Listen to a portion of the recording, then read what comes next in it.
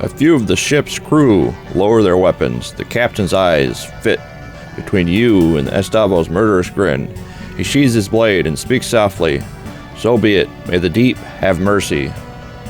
Suddenly, huge, monstrous tentacles burst from the water around the ship. For a split second, before the terror sets in, you wonder what Estavo must be thinking as the monster looms over him. After reaching their full height, the tentacles curve inward and smash into the ship. Some pierce straight through the deck, others snap the mast.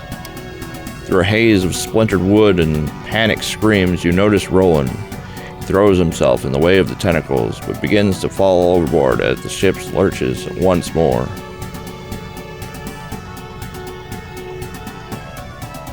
You dash towards the ship's fractured rail, dodging holes in the deck and wounded men. Beseeching you for help, Roland hangs by one arm from the side of the ship. You lunge for Roland's arm, but he loses his grip. Your fingers close only around thin air. You missed him by an inch. He falls wordlessly downward. You watch as he's swallowed by the raging sea. The ship is listing fatally. You see the great tentacles high above you, poised for a coup de grace. As you jump, you hear the terrible rending of wood giving in to flesh. The impact of the water winds you. The waves pummel you down. The currents beseech you to go deeper, ever deeper. Peaceful blackness.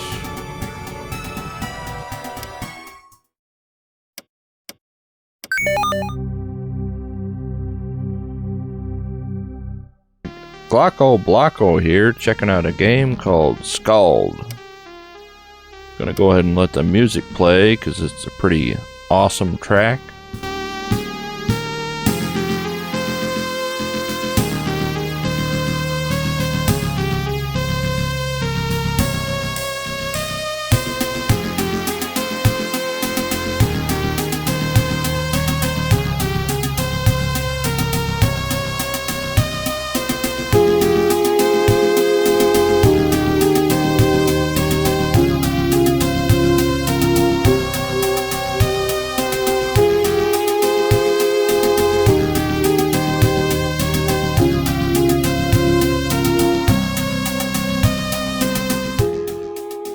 Anyway, this is Skald against the Black Priory.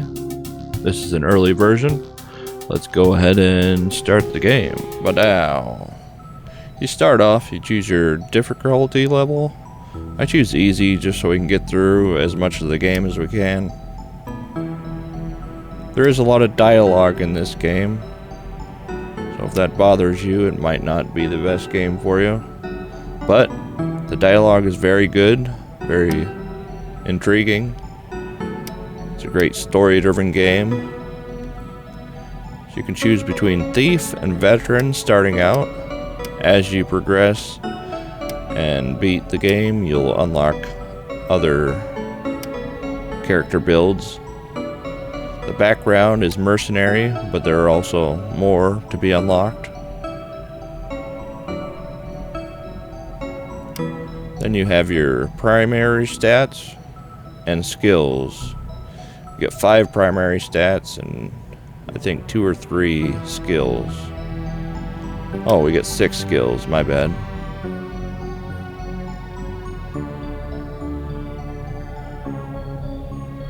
Put some in agility, some in strength.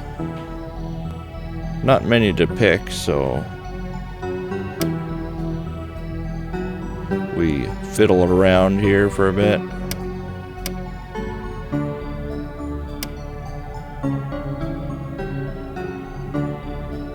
Looks like 2 agility, 2 fortitude, 2 presence, 3 strength. Looks alright.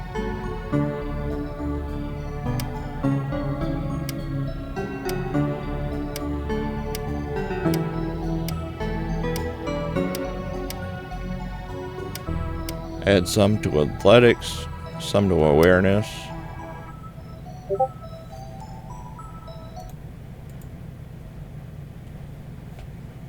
Some to stealth.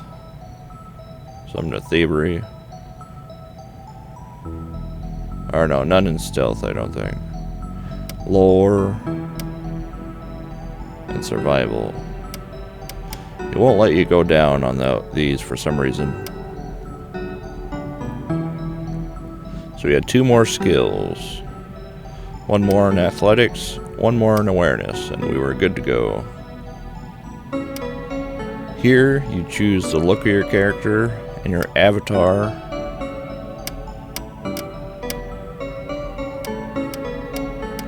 We go for kind of like a white character. White clothing, white hair. The old man look.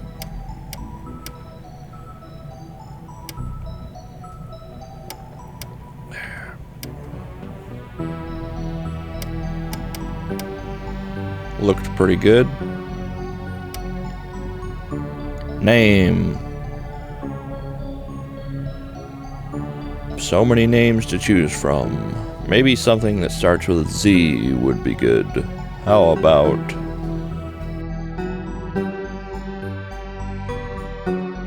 Zalazar?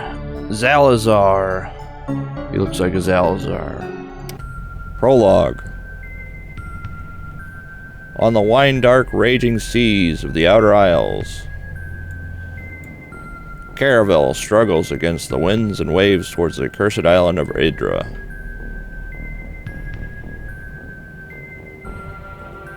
The moan of creaking timbers, the tang of preserved fish.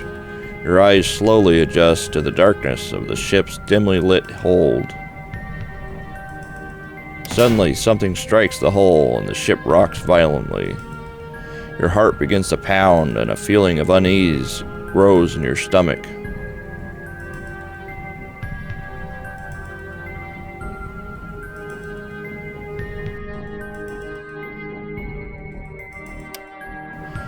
You get to your feet and become aware of agitated voices shouting up on deck. Something is not right. You should make your way up top and get a bearing on the situation.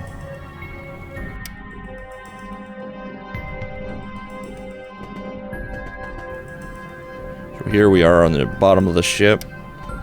Seems like we're kind of locked in here. We gotta break out. I wouldn't necessarily say we were a prisoner, but someone has locked the door. Maybe that makes us a prisoner, I don't know.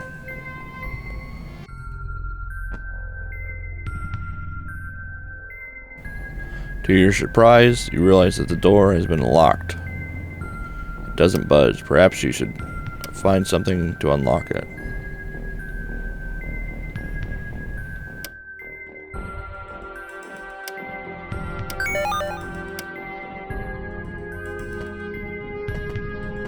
Got 19 gold.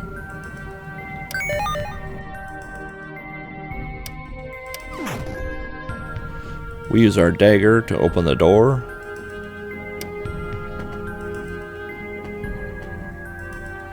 We walk through, find some more loot. Armor, sword, helmet.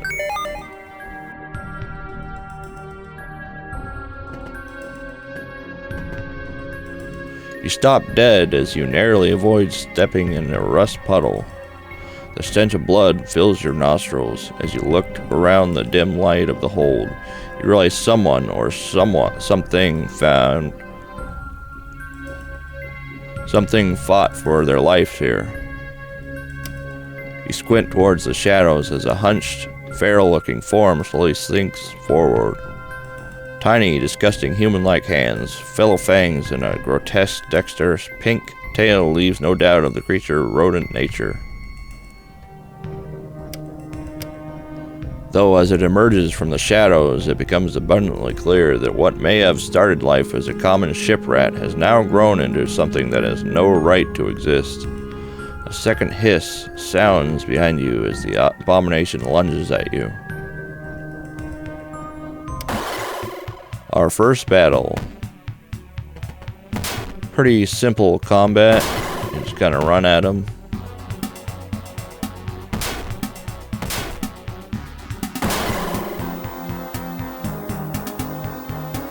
The music is very good in this game. So that's the combat. Kind of like turn-based combat. A little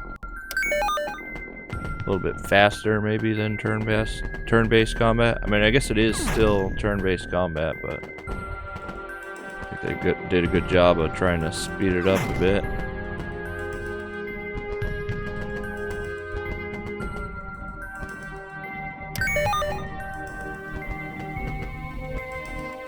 You emerge onto the ship's lower deck. As your eyes adjust to the darkness, you become aware of a hulking figure standing in the shadows. Salazar, there you are at last, growls a rough voice.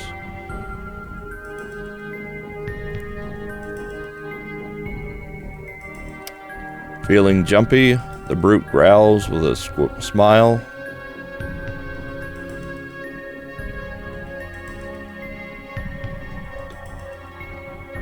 The brute chuckles. Shadow suits a face like this just fine. No matter. There's trouble and you're needed on deck now.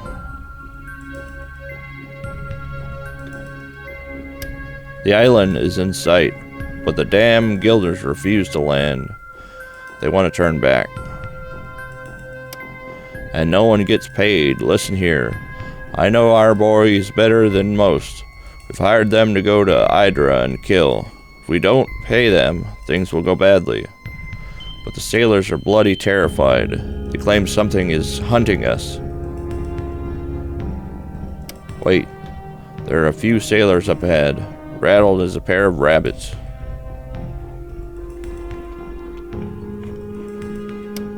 There are 2 doors ahead. Take the left, and we should be able to sneak past them without any trouble.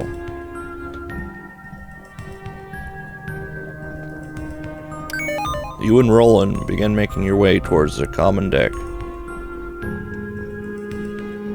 So you get a new party member temporarily, which you'll soon find out why.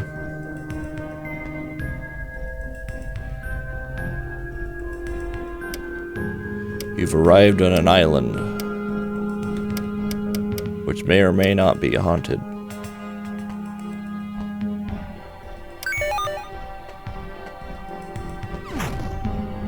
Took the wrong door, and so they attack. The sailors stare at you, wide-eyed and terrified. Dead Emperors is coming for us. He whispers to me. One of them draws near. Alright, we're gonna try and talk to him. See how it goes. So you have a dice roll system in this game. Kind of a cool addition. Probably a welcome sight if you're into Dungeons and Dragons. This might be the end of us. The extra character confused me a little bit. I wasn't sure if he was an enemy or a friend, but he's obviously in green, so he's a friend. I think we're done for. Maybe I can go down here. Not sure why I just stood there and had them both attack me, but the other guy finally flanked around.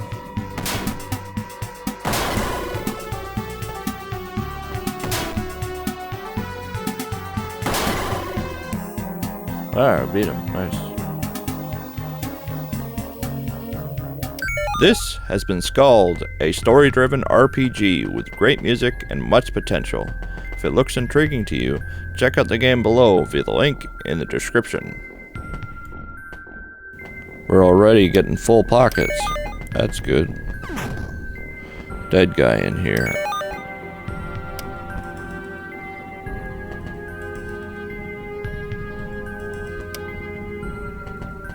Looks like they already looted the cargo.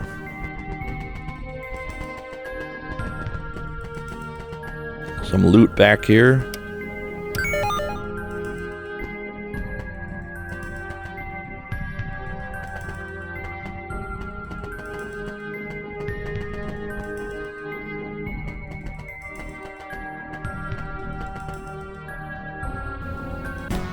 You emerge onto the deck and see 2 groups of men facing each other with weapons drawn. The The ship shakes violently in the grips of a storm as lightning tears across the sky. Amidst the dim of the storm, their frantic arguments, you bellow for the attention of the assembled crewmen and mercenaries. Both the ship's captain and the leader of the mercenaries you hired, a coarse thug of a man named Estavo, turn their attention to you. They look ready to use the unsheathed weapons in their hands at the slightest provocation.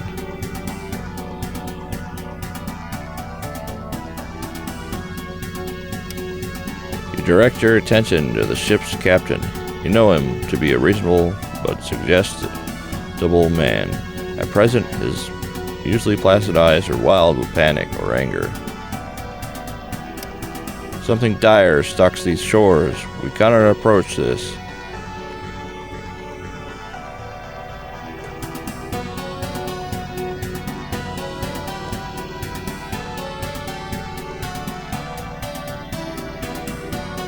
The captain lowers his weapon and speaks earnestly. The coast of Idra is cursed.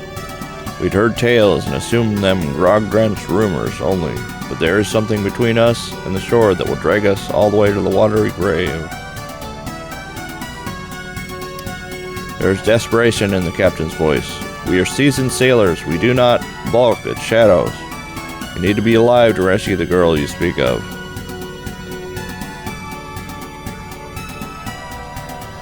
Now I assume in this situation it doesn't actually matter about your choices, but it's possible that it does. Wouldn't surprise me anyway. Gustavo turns his steely gaze from you to the captain. Let me spell this thing out for you, Sea Dog. We contracted to rescue the girl, but if you don't get us to the shore, we'll gut you for free.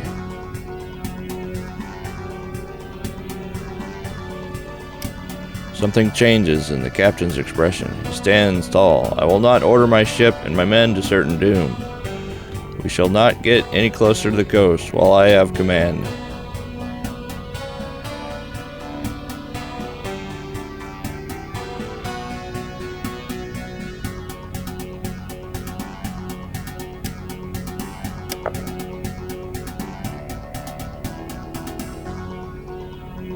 Do a little dice roll and we're successful. A few of the ship's crew lower their weapons. The captain's eyes flip between you and Estavo's murdering grin. He sheathes his blade. He says, "So be it." Suddenly, the huge monstrous tentacles burst from the water around the ship. For a split second, before the terror sets in, you wonder what Estavo must be thinking as the monsters loom over him. After reaching their full height, the tentacles curve inward and smash into the ship. Some pierce straight through the deck, others snap the masts like they were matchsticks. Through a haze of splintered wood and panicked screams, you notice Roland throws himself out of the way of a tentacle, but you begin to fall overboard as the ship lurches once more.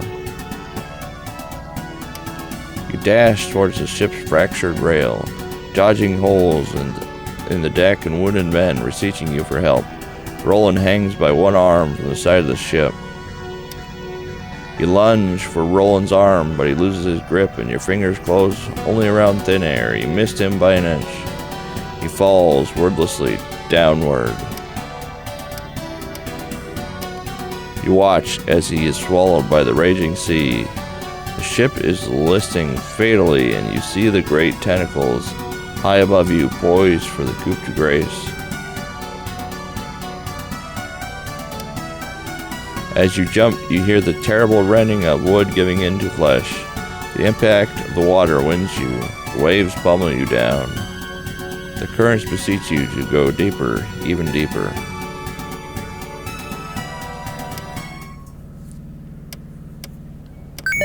Down to the bottom.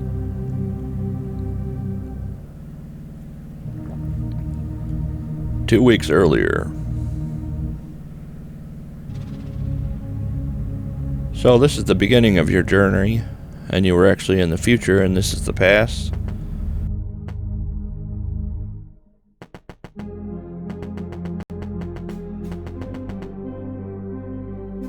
An aging Arborn man in the livery of barbarian stands and scowls at you. Eyes like coal peer out from craggy face, fringed top, bottom of mild white hair. The older man crosses his massive arms, steps forward, and leans towards you. So, young sellsword, come looking for a scrap, have you? Gideon, you old fool. So we walk around this castle area for a while and meet some of our old friends who we used to live with while we were here. I think we're the son of maybe one of the king's men. So we're not royalty, but we know the royalty, so we're close with them. A woman stands before the main entrance to the villa. Her posture speaks of a graceful, coiled power, as of a dueling ace. No doubt, she is the new master-at-arms for House Barian. As you approach, she offers a quick, neat bow, just low enough to be respectful. Greetings, Zadazar. Master Kato welcomes you back to House Barian. The master is eager to meet you, and he will be ready in a short while. In the meantime, he suggests you visit the kitchen for some food, perhaps walk the grounds and gardens.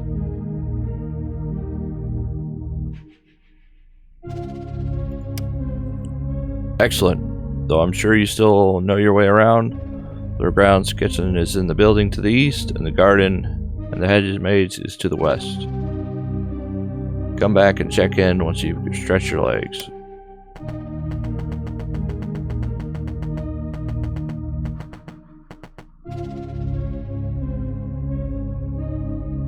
This is the kitchen. We've got some cooks and some servants in here.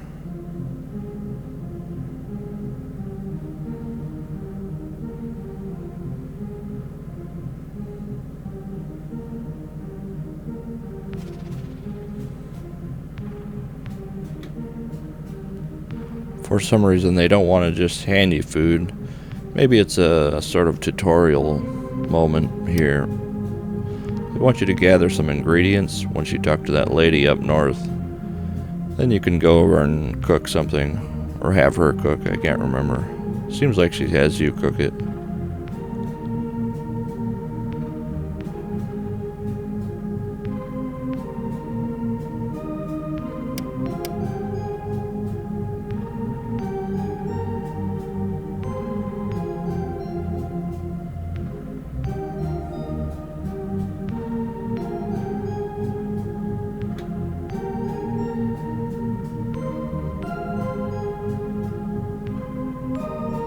So I'm the son of the Master-at-Arms. So my dad was the lead warrior, so that makes me a warrior too. Thanks for watching the video. If you'd like to check out more games, subscribe and check back. I play RPGs, indie games, and oddball games. See you in the next one.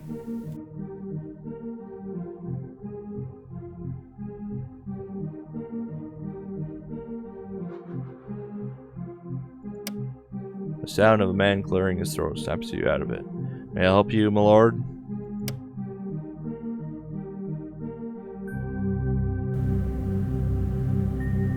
So here we are in the kitchen.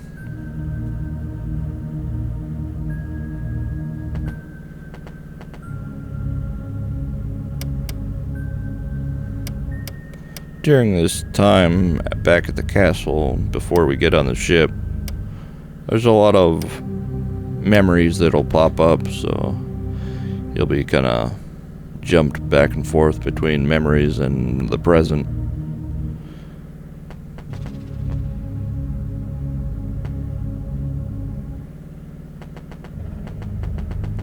At the time, I didn't notice the trap door on the floor there.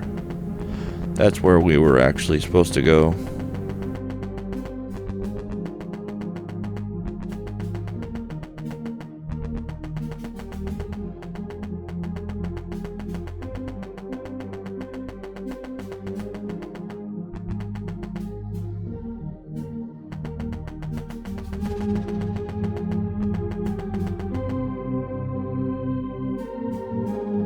Next to the castle is a maze, kind of like the maze in The Shining. There's like a little lake or pond in the middle. And then you have a flashback to when you were a kid with the girl that you're tasked with finding. She would come here in the maze and you'd follow her around. She was one of your best friends, but there was something different about her, and that's kind of what leads up to her abandoning her castle and leading to you going and searching for her. She maybe has like magical powers or some sort of dark force that's leading her away from the castle. It's also possible she was stolen, but more than likely she left on her own. She didn't quite fit in the royalty role as compared to her parents or relatives. It's not a real complex maze.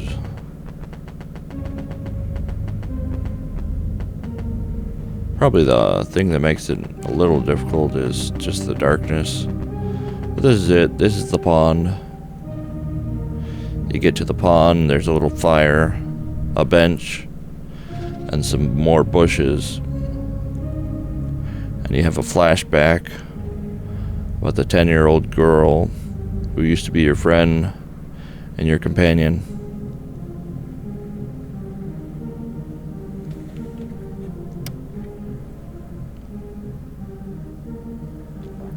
She was always a difficult child, and she kind of lived by her own rules, and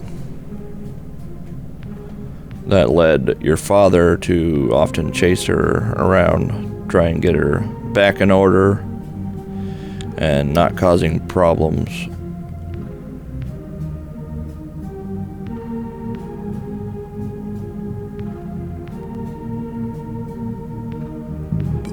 Excuse me.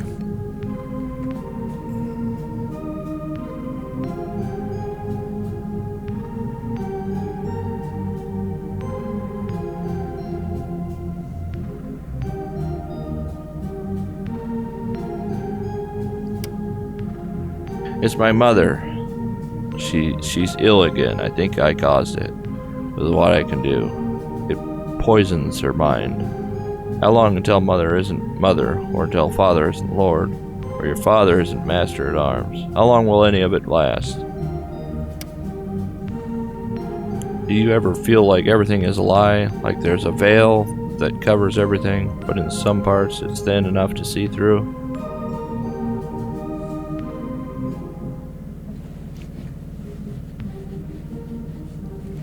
You stand there for a while, just reminiscing on the past, stuck in a flashback, midday dream. Your father shoots you a stern glance. I'll deal with you later. Embla says nothing as your father grabs her by the arm and hauls her past you, back to the house. She doesn't meet your eyes as she passes, finding herself back in the present. A chill has crept into your bones. You best move on.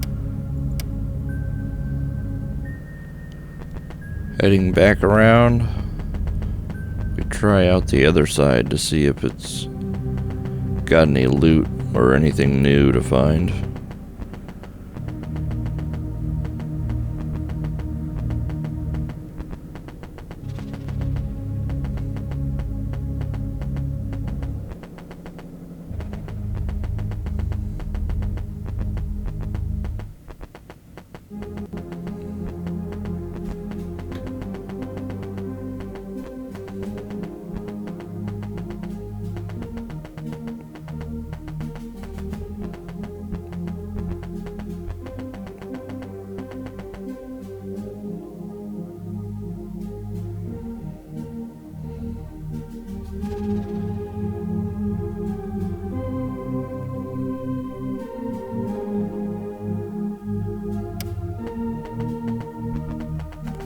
Leaving the maze, we decide to explore the rest of the castle.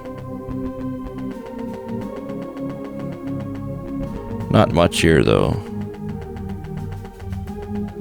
We head back to the kitchen. There must be something that we missed. The cellar, I guess she wanted me to go down to.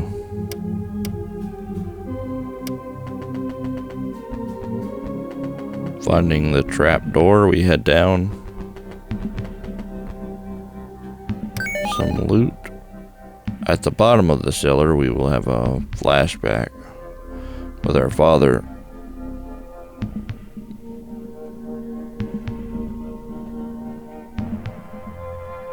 Guess he grew to be a very unhappy man over time. And sometimes you would be the brunt of this unhappiness. As it often is in families, trouble goes around from one person to the next. Picked up some cured hams and some cheese wheels.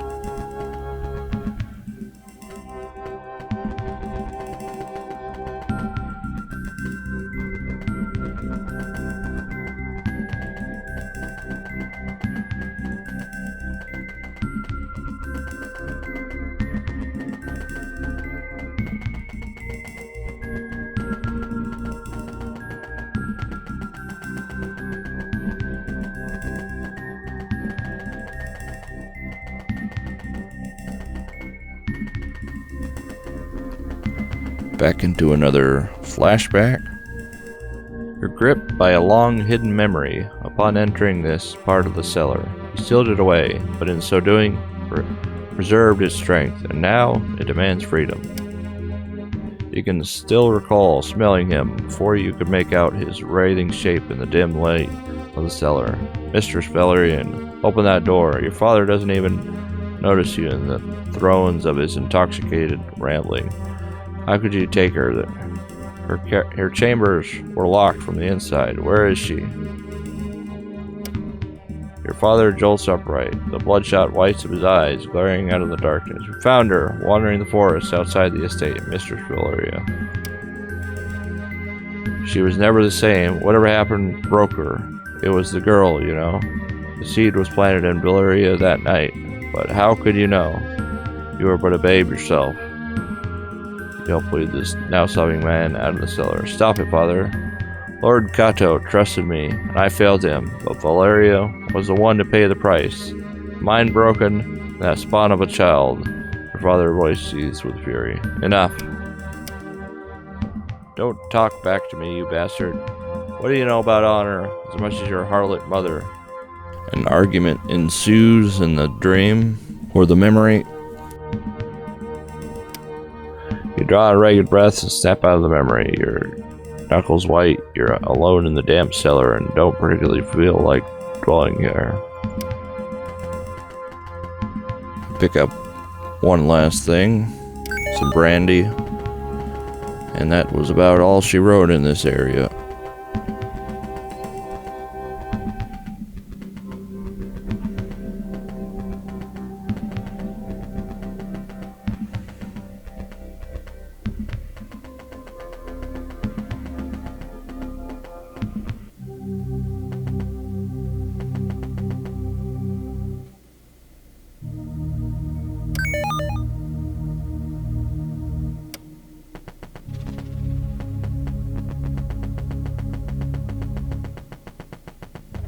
So we finished that up, looking to see if we were allowed to go in yet.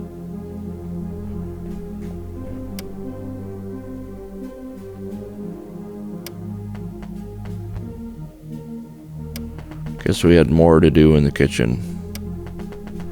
So we headed back.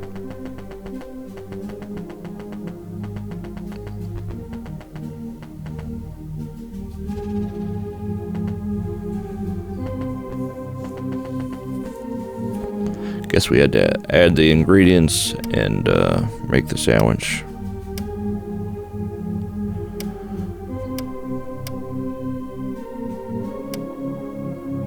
Bread, ham, and cheese into one makes a sandwich.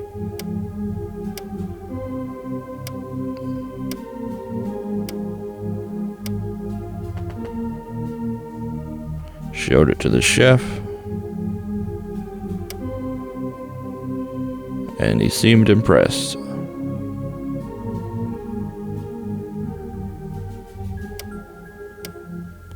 We now had a recipe for food, and we were ready to go see the king.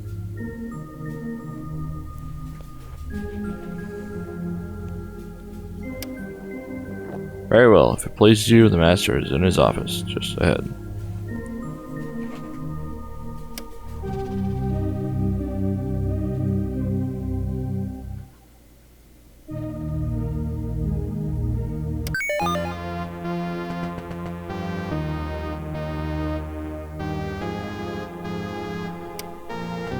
The kingdom doesn't seem so grand anymore after all that's happened.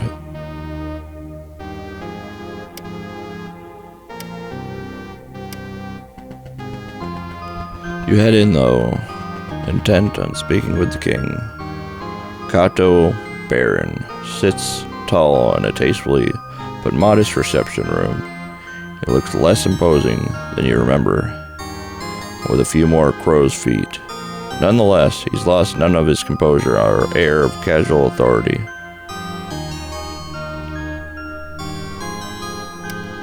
You take a seat across from a formidable desk. The older man's face creases into a tired but genuine smile, which momentarily lifts some of the room's oppressive mood.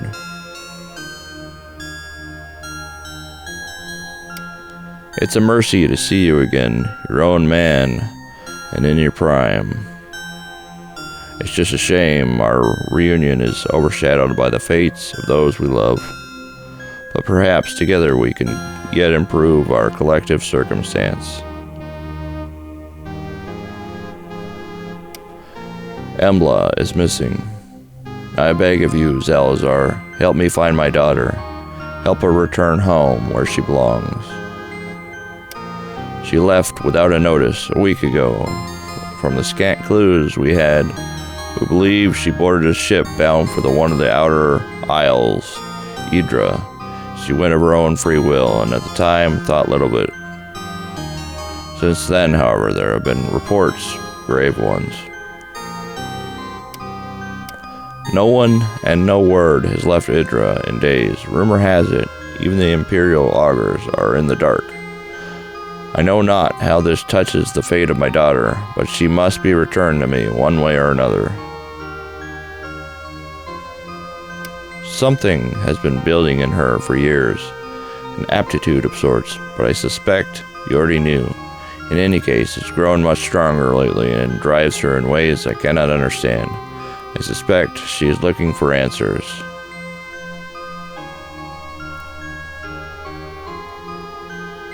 Hire mercenaries, travel to Idra, begin your search of Port Horin. From there, I trust you to do what needs to be done. Spare no cost, just bring back my daughter.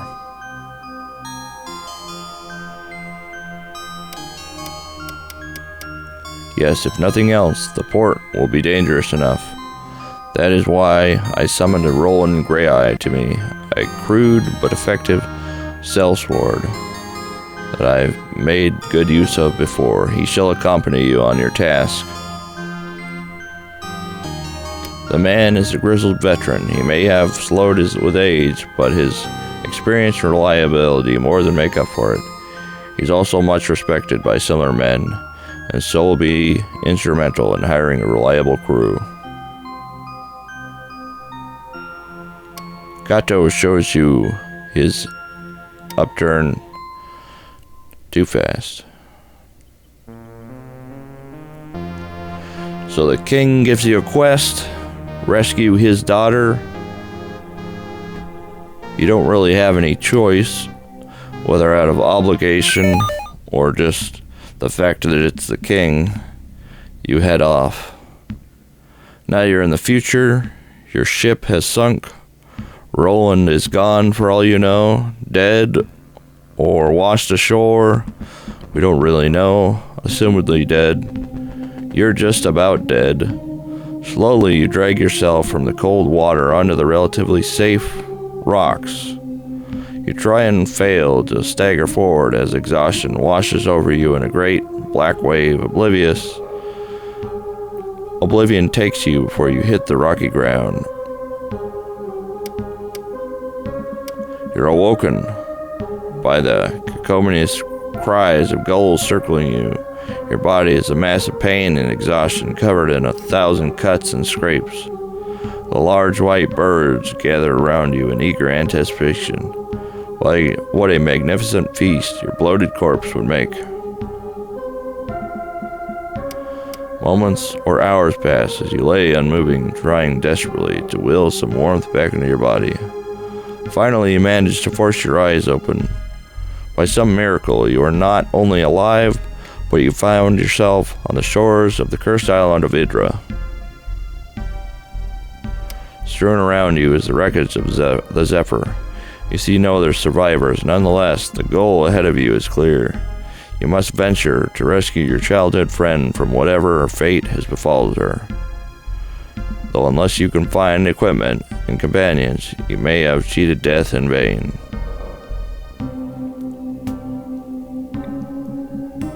You slowly get up to your feet. Your head spins. There's a sudden blur of movement in the corner of your eye, and you attempt to spin around to face it. Instead, you stumble pathetically in your own legs, fall once more to the hard ground. Standing above you on a large rock is a young woman dressed in nautical guild livery. Wet red hair clings to her face in the cold wind.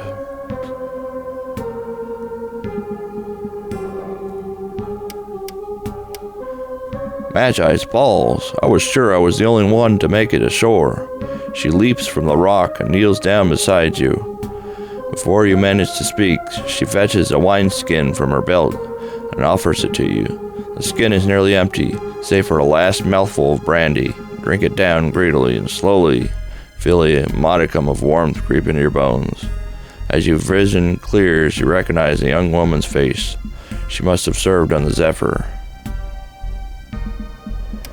Katiana's my name. The crew calls me Kat. Or rather, they did, I suppose. She looks up and down the beach with a furrowed brow. Listen, you have to get up. We need to get off this beach before you freeze. There's something wrong about this place. Can't you feel it? Like a taste in your mouth, and they're beasts. Huge sea creatures I ain't never seen before. I saw them dragging the dead crewmen into a cave west of here. At least I hope they were dead. We need supplies and shelter. There might be salvage to be had among the wreckage on the beach. I also think I spotted the chimney of a house just north of the cliffs. A warm fire and some food would do us a long way.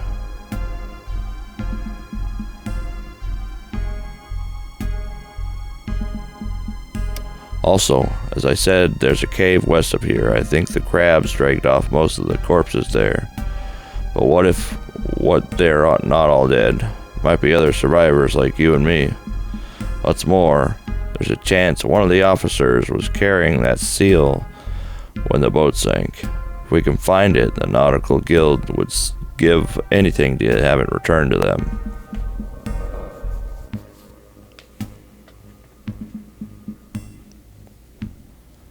Captain's seal. It's a medallion of sorts that is carried on every guild vessel.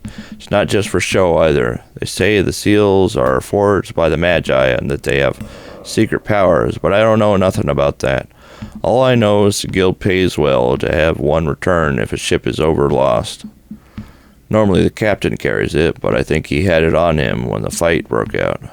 Might have been the first mate had it. I think he was still alive when the ship sank.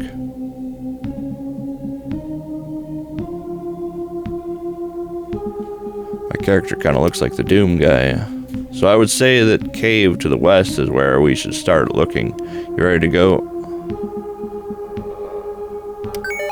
A new companion. I found this bow in a cargo crate. We best find you a weapon too as soon as possible. I suspect we'll need it before long.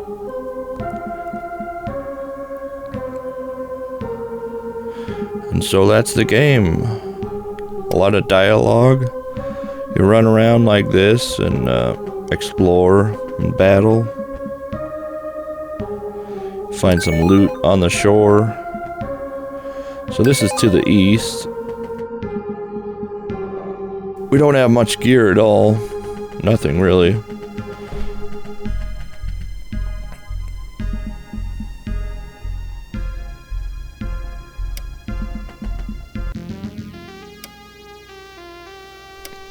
Saving the game just in case.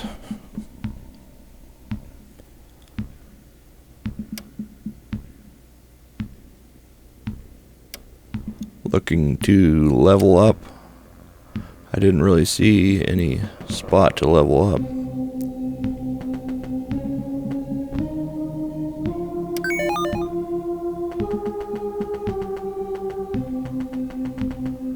This man was standing here, a lanky man with skin like sun-dried leather.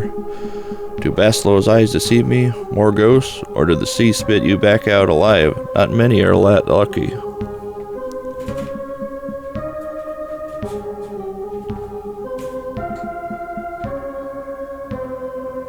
Seems like he's some sort of monk or something. Anyways, that's the game. GlakoBlako out.